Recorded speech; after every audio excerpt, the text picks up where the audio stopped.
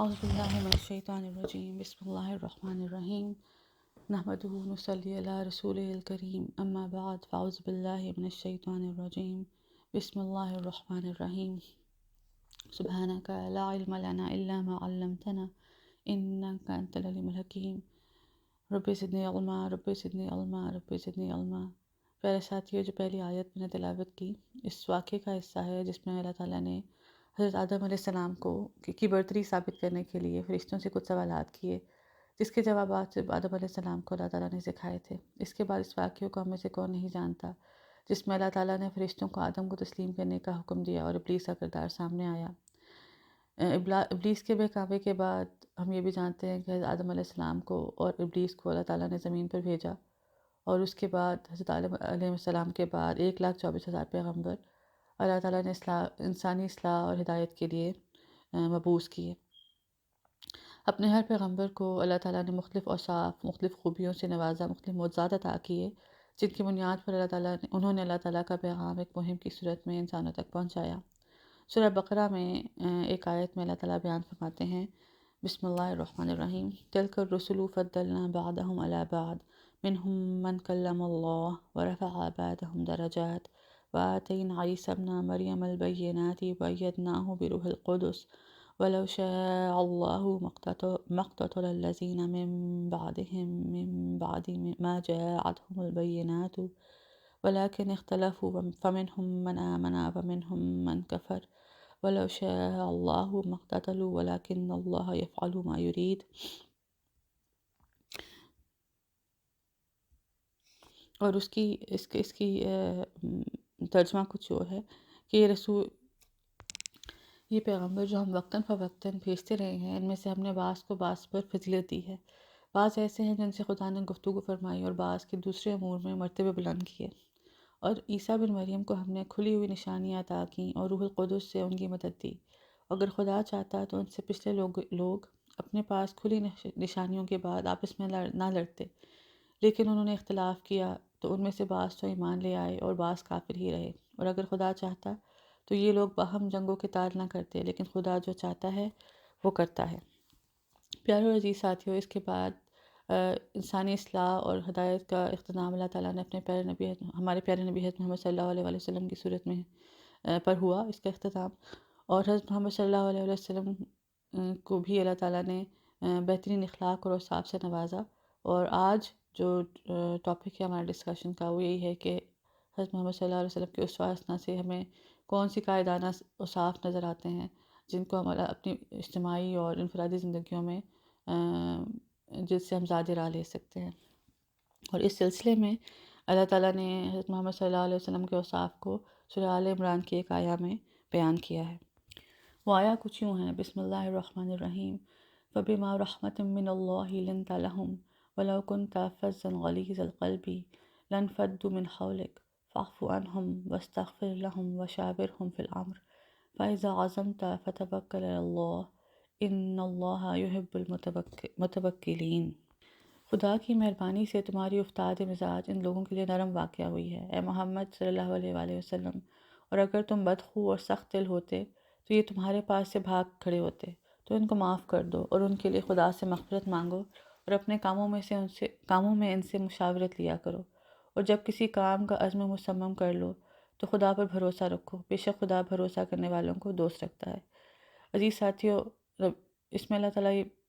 جیسے آپ نے سنا بیان کرتے ہیں کہ نبی اکرم صلی اللہ علیہ وآلہ وسلم جو صاحب خلق عظیم تھے، اللہ تعالیٰ نے اپنے اس پیغمبر پر ایک احسان کا ذکر فرمایا ہے کہ آپ کے اندر جو نرمی اور ملائمت ہے یہ اللہ تعالیٰ کی خاص مہربانی کا نتیجہ ہے، اور یہ نرمی دعوت و تبلیغ کے لیے نہایت ضروری ہے۔ اگر آپ صلی اللہ علیہ وآلہ وسلم کے اندر یہ نہ ہوتی بلکہ اس کے برعکس آپ تندخو اور سخت دل ہوتے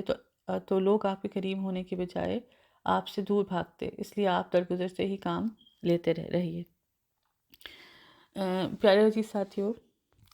اس آیت کو اگر ہم تفصیل سے دیکھیں تو اس میں اللہ تعالیٰ نے حضرت محمد صلی اللہ علیہ وآلہ وسلم کے 5 اوصاف کا ذکر کیا ہے، جس میں پہلا ہے نرم دلی، پھر درگزر سے کام لینا، اللہ تعالیٰ سے اپنے ساتھیوں کے لیے استغفار کی دعا کرنا، مختلف کاموں کے سلسلے میں مشاورت سے کام لینا، اور توکل علی اللہ۔ ان تمام خوبیوں کو ہم یا اوصاف کو ہم اسوہ حسنہ کے مختلف واقعات کے تناظر میں آج ڈسکس کریں گے۔ اس میں سب سے پہلا واقعہ جو ہے وہ ہے غزوہ احد کا۔ غزوہ بدر کی فتح کے بعد کفار مکہ کے بڑے بڑے سردار مارے گئے، اور عرب کے مزاج کے مطابق بدلہ لینے کے لیے 1 سال کے اندر اندر 3000 کا لشکر تیار ہوا۔ اس پر رسول اکرم صلی اللہ علیہ وآلہ وسلم نے اپنے ساتھیوں کے ساتھ مشورہ کیا کہ وہ خود مدینہ میں محصور ہو کر مقابلہ کرنا چاہتے تھے، لیکن بدر کے بعد ایمان لانے والوں کے اصرار پر میدان میں جنگ کی گئی۔ مسلمانوں کی تعداد اس وقت 1000 تھی، لیکن عبداللہ بن ابی اپنے 300 بندے واپس لے کر چلے گئے، اور اس کی وجہ یہ تھی کہ وہ بھی مدینہ میں محصور ہو کر مقابلہ کرنا چاہ رہے تھے، اور باقی جو مسلمان رہ گئے مقابلہ کرنے کے لیے وہ 700 تھے۔ اور اس تعداد کے باوجود مسلمانوں نے حضرت محمد صلی اللہ علیہ وسلم نے عزم مصمم کے مطابق جنگ کی، اور اللہ تعالیٰ نے اپنے وعدے کے مطابق مسلمانوں کی مدد کی، اور ان کو فتح ہو گئی اس موقع پر۔ اس جنگ کی اسٹریٹجی بنانے کے وقت حضرت محمد صلی اللہ علیہ وسلم نے 50 تیر انداز احد کی ایک چوٹی پر تعینات کیے تھے، اور ان کو حکم دیا تھا کہ کسی بھی صورت میں وہاں سے انہوں نے حضرت محمد صلی اللہ علیہ وسلم کے حکم کے بغیر نہیں ہٹنا۔ جب فتح ہو گئی تو ان میں سے کچھ لوگوں کے ذہن میں یہ بات ہے کہ اب فتح ہو گئی ہے، اور حضرت محمد صلی اللہ علیہ وسلم نے صرف اس صورت میں کہا تھا کہ جنگ کی صورت میں وہاں سے نہیں ہٹنا، تو ایک انسرٹینٹی کی سچویشن کی وجہ سے ان میں سے 35 افراد جو ہے انہوں نے لغزش کی، اور ایک طرح سے حکم عدولی ہوئی، اور وہ وہاں سے ہٹ گئے، اور صرف 15 تیر انداز وہاں رہ گئے۔ اس موقع پر خالد بن ولید جو ہاں قریش مکہ کے اس وقت حصہ تھے، وہ اپنے 100 گھوڑے وہاں فوراً لے کے آئے، اور یہ جو فتح تھی مسلمانوں کی وہ شکست میں تبدیل ہو گئی، اور 70 کے قریب صحابہ جو ہیں وہ شہید ہوئے۔ اب وہ جو تیر انداز واپس گئے تھے، جب وہ دوبارہ حضرت محمد صلی اللہ علیہ وسلم کے پاس جا رہے تھے، تو ان کو خوف تھا کہ ان کو سخت رویے کا سامنا کرنا پڑے گا، اور یہ فطری عمل تھا، لیکن حضرت محمد صلی اللہ علیہ وسلم نے اس موقع پر نہایت نرمی کا مظاہرہ کیا، نرم رویہ اختیار کیا، اور بجائے اس کے کہ وہ ان کو ملامت کرتے کہ انہوں نے لغزش کی یا حکم عدولی کی، انہوں نے اس موقع پر اگلے قدم پر نظر رکھتے ہوئے اپنے صحابہ کو، اپنے ساتھیوں کو موٹیویٹ کیا کہ ہم پلٹ کر حملہ کریں گے۔ اور اس رویے کو جیسے میں نے بیان کیا کہ اللہ تعالیٰ نے سورہ آل عمران میں تفصیلاً بیان کیا ہے کہ اگر وہ بدخو ہوتے، تندخو ہوتے، تو ان کے صحابہ وہاں سے چھٹ جاتے۔ یہاں پہ ہمیں یہ غور و فکر کرنے کو ملتا ہے کہ لیڈر میں ایک برداشت کی قوت کتنی انتہائی کی حامل ہے، انتہائی اہمیت کی حامل ہے۔ اور یہاں پہ ہم یہ بھی دیکھیں کہ اس کے بعد رسول اکرم صلی اللہ علیہ وسلم نے طعنہ زنی نہیں کی،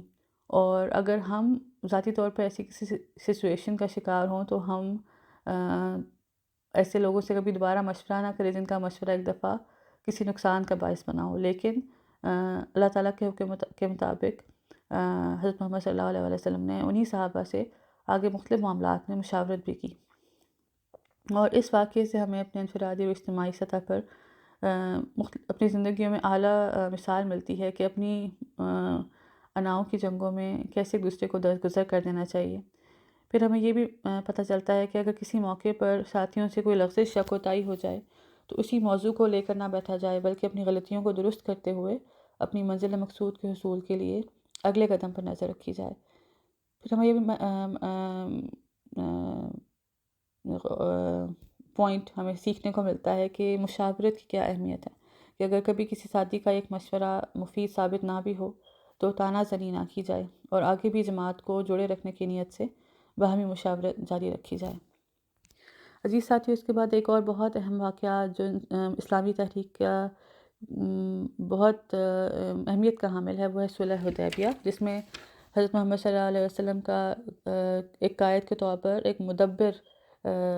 شخصیت نظر آتی ہے، اور یہ واقعہ جو ہے یہ تب پیش آیا جب حضرت محمد صلی اللہ علیہ وسلم اور ان کے صحابہ یا ساتھیوں نے ذیقعدہ 6 ہجری میں عمرہ کی نیت سے مدینہ سے مکہ کا سفر اختیار کیا یا وہاں روانہ ہوئے۔ صحابہ کے لیے یہ ایک بہت اہم موقع تھا، کیونکہ ان کے خیال سے ہجرت کے بعد وہ پہلی بار اپنے وطن مکہ جا رہے تھے، جہاں پہلے اپنے مسلمان ہونے کی وجہ سے قریش مکہ ان کو اذیت کا نشانہ بناتے رہے تھے۔ یہ سفر اس وقت بدقسمتی سے ایک رک گیا جب قریش مکہ نے انہیں روکنے اور ان سے جنگ کرنے کا منصوبہ بنایا۔ ایک روایت کے مطابق محمد صلی اللہ علیہ وآلہ وسلم نے ایک وفد کو مکہ کے راستے کے حالات جاننے کے لیے بھیجا۔ وہ وفد جو عباد بن بشر کی قیادت میں روانہ ہوا تھا، یہ خبر لے کے آیا کہ قریش کو ہماری آمد کی خبر ہو گئی ہے، اور یہ کہ وہ یہ قسم کھا چکے ہیں کہ وہ اپنے تمام اونٹوں سمیت بلدہ میں سیٹل ہو گئے ہیں کہ ہم کسی بھی صورت مسلمانوں کو مکہ میں داخل نہیں ہونے دیں گے۔ قریش کے نمائندے بدیل ابن ورقہ نے حضرت محمد صلی اللہ علیہ وسلم کو حدیبیہ کے آخری حصے میں ان سے ملاقات کی اور اپنے ارادوں سے آگاہ کیا۔ یہاں پر ایک بہت اہم کردار، ایک بہت اہم وصف جو حضرت محمد صلی اللہ علیہ وسلم کو نظر آتا ہے، وہ یہ کہ انہوں نے جنگ کی جگہ امن کو ترجیح دی اور یہ واضح کیا کہ ہم جنگ کرنے کے لیے نہیں بلکہ عمرہ کی نیت سے آئے ہیں۔ اس میں شک نہیں کہ قریش کو جنگ میں بہت نقصان کا سامنا کرنا پڑا تھا، تو اگر اب وہ چاہیں تو ہم ان کے ساتھ معاہدہ کر سکتے ہیں، جس دوران وہ میرے اور میرے لوگوں کو، یعنی حضرت محمد صلی اللہ علیہ وسلم نے ان کو بتایا کہ وہ میرے اور میرے لوگوں کے درمیان نہیں آئیں گے۔ لب لباب یہ ہے کہ قریش مکہ اور حضرت محمد صلی اللہ علیہ وسلم کی کمیونیکیشن کے بعد اس معاہدے کو کرنے کا فیصلہ کیا گیا۔ اب یہ معاہدہ جو ہے بہت نازک حالات میں لکھا جا رہا تھا اور ہر بات پر کھچاؤ پیدا ہو جاتی تھی۔ حضور اکرم صلی اللہ علیہ وسلم نے پیرائے کے آغاز کے طور پر بسم اللہ الرحمن الرحیم لکھنے کا حکم دیا۔ سہیل جو قریش مکہ کے نمائندے تھے، انہوں نے کہا کہ ہم نہیں جانتے کہ یہ رحمان و رحیم کیا ہوتا ہے، ہمارے معمول کے مطابق بسمک اللہم لکھا جائے۔ حضور اکرم صلی اللہ علیہ وآلہ وسلم نے یہ مطالبہ بھی قبول کر لیا۔ پھر فرمایا، لکھو ذیل کا معاہدہ محمد رسول اللہ اور سہیل بن عمرو کے درمیان طے پایا۔ سہیل نے کہا کہ اگر میں یہ مانتا کہ آپ خدا کے رسول ہیں تو آپ کے خلاف لڑتا ہی کیوں؟ بس اپنا اور اپنے والد کا نام لکھوائیے۔ یہاں حضرت علی محمد رسول اللہ کے الفاظ لکھ چکے تھے اور فرط ادب میں اپنے ہاتھ سے رسول اللہ کے الفاظ مٹانا ان کو گوارا نہ ہوا۔ تو یہاں پہ ہم یہ دیکھتے ہیں کہ حضرت محمد صلی اللہ علیہ وسلم نے کوئی انا کا یا کبر کا مظاہرہ نہیں کیا، بلکہ انہوں نے تحریر لے کے خود یہ لفظ کاٹ دیے اور ان کی جگہ محمد بن عبداللہ لکھا گیا۔ اب جب یہ معاہدہ طے پایا تو یہ معاہدہ بنیادی طور پر اس کی بہت ساری شقیں جو ہیں وہ قریش کے حق میں جاتی تھیں، اور میں آپ کو اس کے کچھ پوائنٹس بتاتی ہوں کہ اس میں کیا نکات تھے۔ اس میں پہلا یہ تھا کہ فریقین 10 سال کے لیے جنگ بندی اور صلح رکھیں گے۔ مسلمان اس سال عمرہ نہیں کریں گے، واپس چلے جائیں گے اور اگلے سال زیارت کعبہ کے لیے آئیں اور صرف نیام کردہ تلواروں کے ساتھ 3 روز حرم میں گزاریں گے۔ قبائل عرب کو آزادی ہوگی کہ وہ فریقین معاہدہ میں سے جس کے ساتھ چاہیں حلیفانہ تعلق قائم کریں۔ قریش کے تجارتی قافلے حدود مدینہ سے گزریں تو ان کو امان حاصل ہوگی۔ قریش کا کوئی آدمی اگر بلا اجازت مدینہ چلا جائے تو وہ واپس کر دیا جائے گا، اور اگر کوئی مسلمان مکہ میں آ جائے تو وہ واپس نہیں کیا جائے گا۔ اب یہ جو آخری شرط تھی یہ غیر مساویانہ تھی، اور اس سلسلے میں جذبات میں سخت ہلچل پیدا ہو گئی۔ اور ساتھیوں، اس معاملے میں جماعت میں ایسے جذبات پیدا ہونا بہت فطری تھا، کیونکہ جیسے میں نے کہا کہ یہ بہت غیر مساویانہ اور غیر عادلانہ شرط تھی اور صبر و ضبط بحال کرنا بہت مشکل ہو گیا تھا۔ یہاں پر ہم دیکھیں کہ حضرت محمد صلی اللہ علیہ وسلم نے دور اندیشی کا سامنا کرتے ہوئے اپنے اس معاہدے کے ذریعے ان کے ذہن میں جن بڑے بڑے مسائل کو حل کرنے کی راہ نکل رہی تھی، وہاں پر ان تمام معاملات پہ قریش کی نظر نہیں تھی، اور وہاں مسلم جماعت بھی پوری طرح ان کو سمجھ نہیں پا رہی تھی۔ اور کبھی کبھار بڑی بڑی تحریکوں کے دوران کار ایسے نازک لمحے بھی آ جاتے ہیں جبکہ قائد اور جماعت کے درمیان مستقبل کے معاملات کی سمجھ بوجھ کے لحاظ سے ذہنی فاصلہ بڑھ جاتا ہے، کیونکہ قیادت کی نظر زیادہ فاصلے پر دیکھتی ہے اور جماعت نسبتاً نزدیکی حقیقتوں تک سوچتی ہے، اور یہی موقع جو ہیں وہ بحران کے مواقع بن سکتے ہیں۔ انہی موقعوں پر ضابطے کی حد سے بڑی ہوئی جمہوریت خطرناک ہو جاتی ہے۔ ایسے موقع پر سے وہی قیادت اپنا فرض ادا کر سکتی ہے جو رائے عامہ کا اعتماد و تعاون اس حد تک رکھتی ہو کہ اس کا کوئی بدل نہ پیدا کیا جا سکے۔ ایسی مخلص و مستحکم قیادت جماعت کو اہم مصالحے کے راہ پر اپنی اخلاقی قوت سے کھینچ کر لے جاتی ہے، اور عقلی اطمینان جماعت کے بعد کے حالات و واقعات کو دیکھ لینے کے بعد ہی حاصل ہوتا ہے۔ اسی ساتھیوں، اس کی بہت ساری ڈیٹیلز میں جانے کی بجائے میں آپ کو یہ بتاتی ہوں کہ گو کہ اس وقت یہ تمام شک یا زیادہ تر معاہدے کا حصہ قریش مکہ کے حق میں اور مسلمانوں کے خلاف جا رہا تھا، اور اسی وقت جب یہ معاہدہ لکھا جا رہا تھا تو عین اسی حالت میں نمائندہ قریش سہیل کے صاحبزادے ابو جندل بیڑیاں پہنتے ہوئے موقع پر آ پہنچے۔ ان کو مارا پیٹا گیا تھا اور وہ مظلومی کا ایک مجسمہ تھے۔ انہوں نے اپنے آپ کو سرور عالم صلی اللہ علیہ وآلہ وسلم اور مسلمانوں کے سامنے پیش کر دیا۔ سہیل بن عمرو نے کہا کہ مجوزہ شرط کے مطابق یہی پہلا شخص ہے جسے آپ کو واپس کرنا ہوگا۔ حضرت محمد صلی اللہ علیہ وآلہ وسلم نے معاملے کو سلجھانے کے لیے فرمایا کہ ابھی معاہدہ لکھا نہیں جا چکا، سو ابو جندل کو مستثنیٰ رہنے دو۔ سہیل نے کہا تو پھر تو کوئی مصالحت نہیں ہو سکتی۔ پھر آپ نے نرمی سے یہ بھی فرمایا کہ اچھا اسے میری خاطر میرے ساتھ آنے دو، لیکن وہ نہیں مانا۔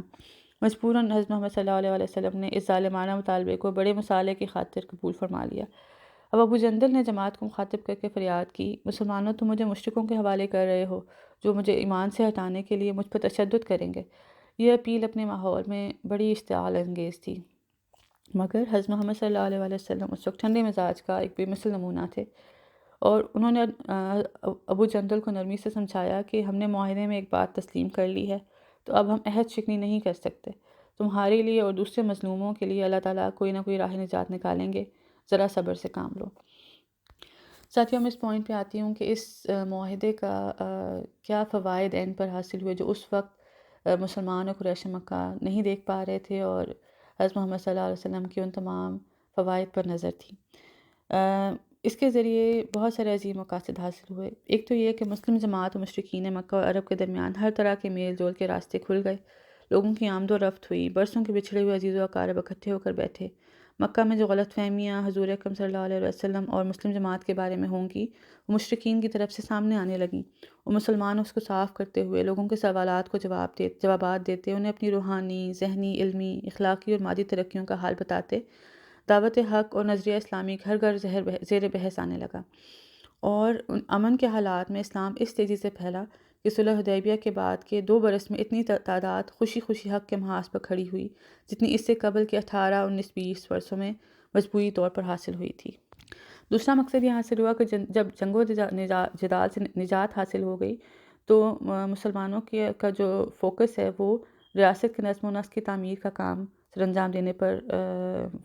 آیا، اور اس میں یکسوئی حاصل ہوئی۔ اس کے علاوہ غیر ملکی حکومتوں کو دعوت دینے کا موقع نکل آیا۔ پھر فائدہ یہ پہنچا کہ مدینہ خیبر کے معاہدانہ محاذ کا قلع کما کرنے کے لیے قریش اس سے بالکل بے فکری ہو گئی۔ چنانچہ صلح حدیبیہ کے بعد فوراً ہی اسلامی حکومت اس قضیے سے فارغ ہو گئی۔ پھر اس معاہدے سے بھی فائدہ حاصل ہوا کہ عرب کے قبائل کو آزادی حاصل ہو گئی کہ ان میں سے جو بھی چاہے حکومت مدینہ کا ساتھ دے، اور یہ ایسا دروازہ کھلا کہ نئے عناصر مسلم جماعت کے تعاون باہم پہنچا سکتے تھے اور قریش کوئی روک ٹوک نہیں کر سکتے تھے۔ اس کے بعد یہ نتیجہ بھی نکلا کہ ایک ہی سال کے بعد بڑے ٹھاٹھ سے یہی جماعت زیارت حرم کے لیے مکہ میں داخل ہوئی، اور اس وقت قرآن کی پیش گوئی کے مطابق لا تخافون کی فضا میسر آئی۔ تو ہمیں یہ کہنا چاہیے، اور ہم یہ دیکھتے ہیں کہ قریش جیسے کڑے دشمنوں کو مصالحت پر لے آنا حضور اکرم صلی اللہ علیہ وسلم کی سیاست کاری کا ایک نمایاں معجزہ تھا۔ یہاں پر ہمیں حضرت محمد صلی اللہ علیہ وسلم کا توکل اللہ جیسا وصف نظر آتا ہے، ہمیں یہ دور اندیشی کا وصف نظر آتا ہے، اور اس کے ساتھ ساتھ امن کو جنگ پر ترجیح دینے کا ایک بہت اہم جو سبق ہے وہ ہمیں سیکھنے کو ملتا ہے۔ پیارے ساتھیوں، ایک اور سیرہ نبی سے صلی اللہ علیہ وسلم سے ایک اور بہت اہم واقعہ جو میں آپ کے ساتھ شیئر کرنا چاہتی ہوں، جس میں حضرت محمد صلی اللہ علیہ وسلم نے ایک بہترین مثال ہمیں پیش کی، اور ہمیں دیکھنے کو ملتی ہے کہ جہاں کسی بھی نازک سچویشن میں کیسے ایک قائد، ایک لیڈر اپنے ساتھیوں کی نفسیات کا خیال رکھتے ہوئے اس سچویشن کو ہینڈل کرتا ہے کہ وہ کسی منفی سچویشن یا منفی رویے کی طرف نہ لے کر جائے۔ اور یہ واقعہ جو ہے وہ غزوہ حنین سے ہے۔ غزوہ حنین میں جو مال فی سبیل اللہ ملا تو آپ نے حضرت محمد صلی اللہ علیہ وسلم نے قبائل عرب میں تقسیم کر دیا تاکہ اسلام کے تئیں ان کی دلبستگی کا سامان ہو۔ اس موقع پر انصار کو کوئی عطیہ نہیں دیا گیا، اور تمام مال دوسرے قبائل میں تقسیم کر دیا گیا۔ انصار کو اس معاملے پر اعتراض ہوا، اور جب یہ حضرت سعد بن عبیدہ کے علم میں جب یہ بات آئی تو انہوں نے رسول اکرم صلی اللہ علیہ وسلم کے ساتھ یہ بات شیئر کی، اور انہوں نے کہا کہ اللہ کے رسول، انصار کا قبیلہ مال فی سبیل اللہ کی تقسیم کے سلسلے میں اس وجہ سے روٹھا ہوا ہے کہ آپ نے پورا مال اپنی قوم میں تقسیم کر دیا ہے، اور آپ نے قبائل عرب کو بڑے بڑے احتیاط عنایت کیے ہیں، مگر انصار کے حصے میں کچھ نہیں آیا۔ آپ نے پوچھا سعد بن عبادہ، اس سلسلے میں تمہاری کیا رائے ہے؟ اور انہوں نے بھی یہی اس کی تائید کی کہ میں بھی انصار کا ایک فرد ہوں، اور اس لیے انہوں نے حضرت محمد صلی اللہ علیہ وسلم نے کہا کہ تمام انصار کو جمع کیا جائے اور میں ان سے گفتگو کروں گا۔ جب وہ تمام اکٹھے ہو گئے تو اللہ تعالیٰ نے حضرت محمد صلی اللہ علیہ وسلم نے اللہ کی حمد و ثنا بیان کی اور فرمایا کہ انصار کے لوگوں، تم کیا چے میں گویاں کر رہے ہو؟ تمہیں کون سی بات ناگوار گزری ہے؟ جب میں تمہارے پاس آیا تو کیا تم گمراہ نہیں تھے؟ اللہ نے میرے ذریعے سے تمہیں ہدایت دی۔ کیا تم غریب نہیں تھے؟ اللہ تعالیٰ نے میرے ذریعے تمہیں مالداری عطا کی۔ کیا تم آپس میں ایک دوسرے کے دشمن نہیں تھے؟ اللہ تعالیٰ نے تمہارے دلوں کو جوڑ دیا۔ انصار نے تائید کی اور انہوں نے کہا کہ اللہ اور رسول کا بے پناہ فضل و احسان ہے۔ پھر آپ نے فرمایا، اے انصار کے لوگوں، خاموش کیوں ہو؟ میری باتوں کا جواب کیوں نہیں دیتے؟ اور انصار نے کہا کہ اے اللہ کے رسول صلی اللہ علیہ وسلم، ہم آپ کو کیا جواب دیں؟ حقیقت میں اللہ اور رسول کا ہی فضل و احسان ہے۔ تو حضرت محمد صلی اللہ علیہ وسلم نے اس موقع پر فرمایا کہ اے انصار کے لوگوں، خدا کی قسم تم اگر چاہو تو ہم یہاں دیکھتے ہیں کہ انہوں نے کیسے ایک بہت اعلیٰ نفسیات کا ایک بہت کیسے انہوں نے اپنی ساتھیوں کی نفسیات کو سمجھا اور یہ بیان کیا کہ خدا کی قسم تم اگر چاہو تو کہہ سکتے ہو اور تمہاری بات صحیح ہوگی، اور میں بھی تمہاری تصدیق کروں گا کہ تم کہہ سکتے ہو کہ اے محمد صلی اللہ علیہ وسلم، تم اس حال میں ہمارے پاس آئے کہ تمہیں لوگ جھٹلا چکے تھے، ہم نے تمہاری تصدیق کی، تم بے یار و مددگار آئے، ہم نے تمہاری مدد کی، تم لوگوں کے دھتکارے ہوئے آئے تھے اور ہم نے تمہیں پناہ دی، تم نادار تھے، ہم نے تمہاری غمخواری کی۔ اے انصار کے لوگوں، کیا تم دنیا کی ایک حقیر چیز کے بارے میں مجھ سے ناراض ہو گئے ہو، جس کے ذریعے میں نے کچھ لوگوں کی دلجوئی کی ہے تاکہ وہ اسلام لے آئیں، اور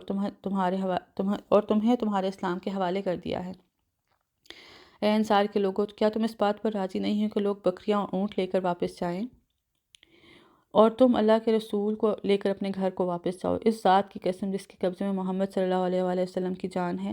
جو چیز تم لے کر واپس جاؤ گے وہ اس سے کہیں زیادہ بہتر ہے جس کو لے کر یہ لوگ واپس جائیں گے۔ اگر ہجرت نہ ہوتی تو میں بھی انصار کا ایک آدمی ہوتا، اور اگر لوگ ایک وادی اور گھاٹی میں چلیں اور انصار دوسری وادی اور گھاٹی میں چلیں تو میں انصار کی گھاٹی اور وادی میں چلوں گا۔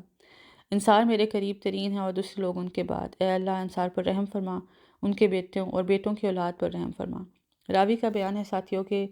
رسول اللہ صلی اللہ علیہ وسلم کی اس تقریر پر اور اس کو سن کر لوگ اس قدر روئے کہ ان کی داڑھیاں تر ہو گئیں، اور انہوں نے کہا کہ ہم رسول اللہ صلی اللہ علیہ وسلم کی تقسیم سے خوش ہیں۔ یہاں پہ ہم غور کیجئے، غور کریں کہ جذبات نزاکت کے کس رخ پر بہہ رہے تھے، اور کیسے حضرت محمد صلی اللہ علیہ وسلم نے جذبات کی اعلیٰ اور رغم تقریر کی، اور اگر وہ اس جذبات کو نہ سمجھتے اور اس کی شدت کوئی برا رنگ بھی اختیار کر سکتی تھی، مگر اللہ تعالیٰ نے اپنے صحابہ کے جذبات کو سنا، اس کو سمجھا، اور غصہ کرنے کے بجائے ان کو ایک غصہ نہیں کیا، اور آپ نے عثمان سے کوئی ایسی بات نہیں فرمائی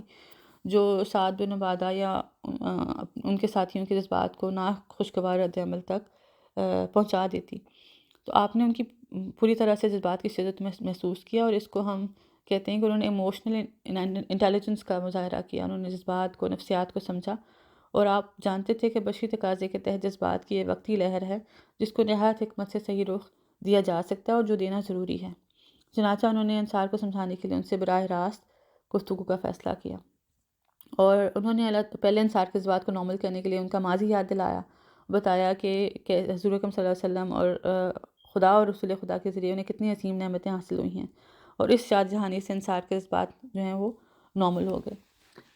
غرض یہ کہ ساتھیوں، ہمارے پیارے نبی حضرت محمد صلی اللہ علیہ وسلم کی نرم دلی، درگزر کرنے کا رویہ، خوش زبانی اور توکل اللہ اور ایسی بہت سارے اعلیٰ و صاف و قائدانہ صفات ہیں جن کے بنیاد پر انہوں نے پورے عرب کو ایک جھنڈا اسلام کے نیچے اکٹھا کیا، اور ایک عظیم اسلامی ریاست جو ہے وہ اس کی بنیاد رکھی گئی۔ ان تمام اوصاف کا ادراک مسلم امہ اور مسلم مورخ کے ساتھ ساتھ غیر مسلم مورخ و تاریخ دان بھی کرتے ہیں، جس کی ایک بہت اہم مثال مائیکل ہارٹ کی کتاب ہے، جس میں انہوں نے دنیا کے ٹاپ 10 لیڈرز میں ہمارے پیارے نبی حضرت محمد صلی اللہ علیہ وسلم کا نام سر فہرست لکھا ہے۔ دعا ہے ساتھیوں کہ ہم اپنے انفرادی اور اجتماعی زندگیوں میں اسوہ حسنہ کی ان موتیوں کو چن کر اپنی شخصیت اور اپنی زندگیوں میں نکھار اور انقلاب پیدا کرنے کا ذریعہ بنائیں، یہاں پہ میں اس ڈسکشن کا اختتام کرتی ہوں۔ وآخر دعوانا الحمد للہ رب العالمین۔ السلام علیکم ورحمۃ اللہ۔